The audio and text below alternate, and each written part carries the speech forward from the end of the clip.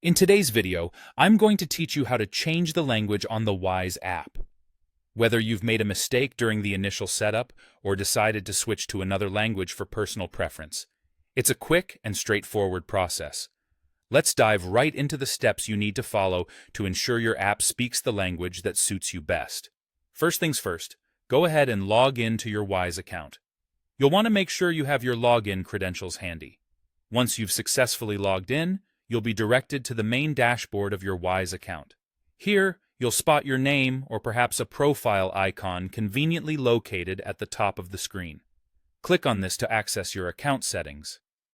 Next, you'll want to navigate to the section labeled Language and Appearance. This is where you can personalize how your app looks and the language in which it communicates with you. Moving forward, you'll see an option marked with a drop-down menu for language. Give that a click, and you'll be presented with a variety of language choices available in the drop-down menu.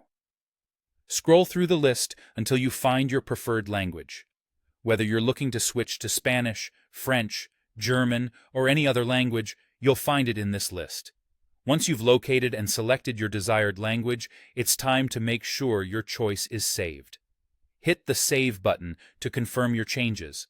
This is an important step because if you navigate away without saving, the app will revert to the previous language setting, and we wouldn't want all your efforts to go to waste. After saving, your app will refresh or might even prompt you to restart in order to apply the language change fully.